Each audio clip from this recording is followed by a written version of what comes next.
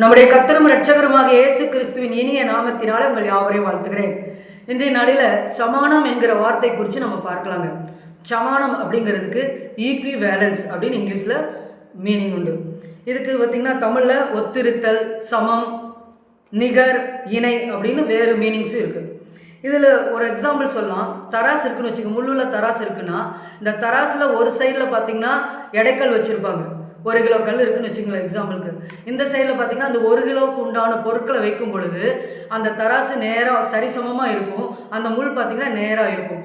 அப்படி இருக்கும் பொழுது இந்த பொருள் சரிசமமாக இருக்குது. அதாவது that is exactly like this அப்படின்னா அது இதுக்கு சரிசமானம். இந்த கல்லுக்கு எடைக்கல்லுக்கு ஈக்குவலாக இந்த பொருட்கள் இருக்குன்னு அர்த்தம்.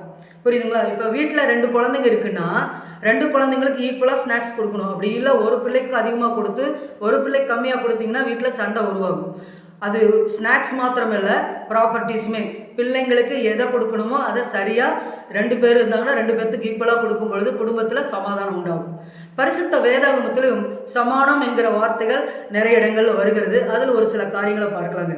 லேவியராகமம் 17ஆம் அதிகாரம் 14வது வசனத்தில் வாசிக்கிறோம், ரத்தத்தில் உயிர் இருக்கிறது, ரத்தம் ஜீவனுக்கு சமானம் சொல்லி வேதத்தில் வாசிக்கிறோம். 2வது யோபு 13ஆம் அதிகாரம் 12வது வசனத்தில் ஒரு மனுஷனுக்குள்ள மேட்டிமை வந்துச்சுன்னு வச்சுக்கோங்களேன். அவங்க பார்த்தீங்கன்னா பதவி, அந்தஸ்து, அதிகாரம், பணம் இருக்குங்கிற அந்த பெருமை வந்துச்சுன்னா அந்த பெருமை எப்படிப்பட்டதாக இருக்கா? சேற்று குவியல்களுக்கு சமானம் சொல்லி யோபுல வாசிக்கிறோம். மனுஷனுடைய நாட்கள் கடந்து போகிற நிழலுக்கு சமானம் சொல்லி வேதத்தில் வாசிக்கிறோம். இப்போ நிழல் பார்த்தீங்கன்னா பர்மனண்ட்டாக இருக்காது, நம்ம நகர கூடவே வரும். ஒரு சில நேரத்தில் நிழல் காணாமல் போயிடும். அது போல் மனுஷனுடைய நாட்கள் மறைந்து போகுதுன்னு சொல்லி சங்கீதம் 144:4 வாசிக்கிறோம். நீதிமொழிகள் 11ஆம் அதிகாரம் 22வது வசனத்தில் மதிகேடாய் நடக்கிற அழகுள்ள ஸ்திரீ பன்றியின் மூக்கில் உள்ள பொன் மூக்குத்திக்கு சமானம் அப்படின்னு சொல்லி வேதத்தில் வாசிக்கிறோம். பன்றியே அருவருப்பானது. அது பார்த்தீங்கன்னா அதனுடைய மூக்கில் போய் பொன்னால ஒரு மூக்குத்தி குத்தினாலும் அது அருவருப்பானது தான். அப்படித்தான் முட்டாளாய் நடக்கிற, அறிவீனமாய் நடக்கிற ஒரு ஸ்திரீயினுடைய வாழ்க்கை இருக்குதுன்னு சொல்லி வேதத்தில் வாசிக்கிறோம்.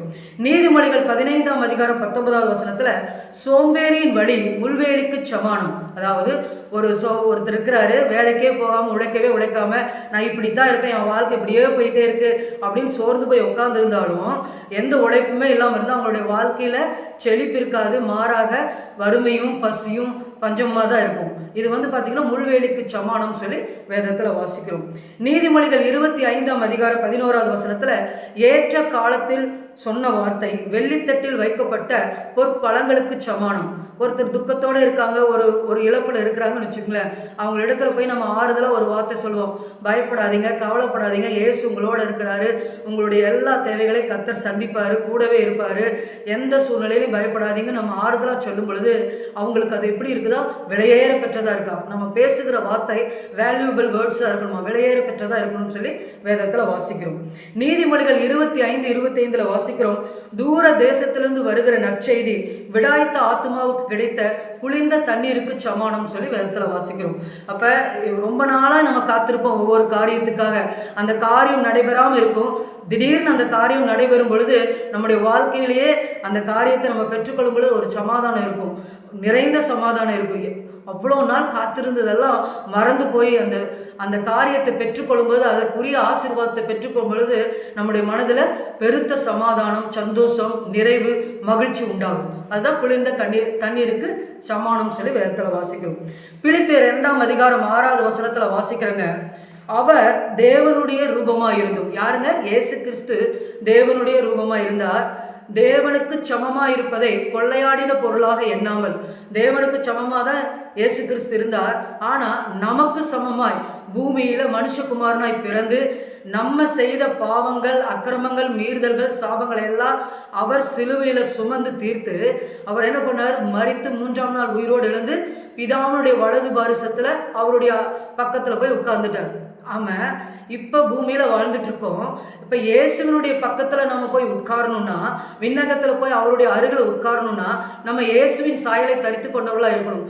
அதே அதிகாரத்தில் வாசிக்கிறோம், இயேசு கிறிஸ்துவின் இந்த சிந்தையே உங்களிலும் இருக்க கடவுதுன்னு சொல்லி. இயேசு எப்படி வாழ்ந்தார்? தன்னுடைய பரிசுத்தத்தை பரிசுத்தத்தோடு வாழ்ந்தார், எந்த பாவமும் செய்யலை, அன்பாக இருந்தார், எல்லாரோடும் எல்லார் மேலே மனதிற்குள்ளவராக இருந்தார். அதை போல நம்மளும் வாழ்ந்து நம்ம மரிக்கும் பொழுது ஆண்டவருடைய அருகில் போய் நம்ம உட்கார முடியுங்க. அப்போ நம்ம ஆண்டவருக்கு சமமாய் ஆண்டவரோடு கூட இணைந்து இயேசுவோடு கூட இணைந்து உட்காரணும்னா அவருடைய சாயலாய் நம்ம மாறும் பொழுது தான் அந்த காரியத்தை செய்ய முடியும். அப்போ நம்மளுடைய வாழ்க்கையில் நம்ம எப்படி இருக்கிறோம்? இயேசுவின் சாயலோடு இருக்கிறோமா?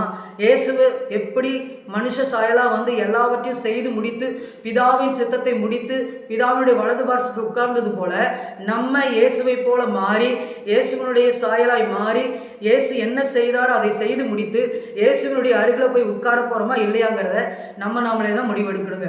ஒரு நிமிஷம் ஆண்டவருடைய சமூகத்தில் ஒப்பு கொடுத்து, ஆண்டவரை இனிமேல் உங்களுடைய சாயலா உங்களை போல வாழ்ந்து நான் இந்த பூமியில் என்னுடைய வாழ்க்கையை ஆண்டவரை வாழ்ந்து உங்கள் சமூகத்தில் வரணும்னு சொல்லி ஆண்டவருடைய சமூகத்தில் ஒப்பு கொடுக்கலாங்களா? ஜெபம் செய்வோம். ஸ்தோத்தரிக்கிறோம் இயேசுவே, ஸ்தோத்திரம் அப்பா, உங்கள் கரத்தில் ஒப்பு கொடுக்குறோம். இந்த நாளில் கூட சமானம் என்று சொல்லி பார்த்தோம் ஆண்டவரே. எங்களுடைய வாழ்க்கையில் எந்தெந்த காரியத்தை செய்யக்கூடாது என்று பார்த்தோம் ஆண்டவரே. மேட்டிமை உள்ளவர்களாக இருக்கக்கூடாது, சோம்பேறியாக இருக்கக்கூடாது என்று பார்த்தோம் ஆண்டவரே. அதையெல்லாம் ஆண்டவரே நாங்கள் சரிப்படுத்த எங்களுக்கு உதவி செய்யுங்க.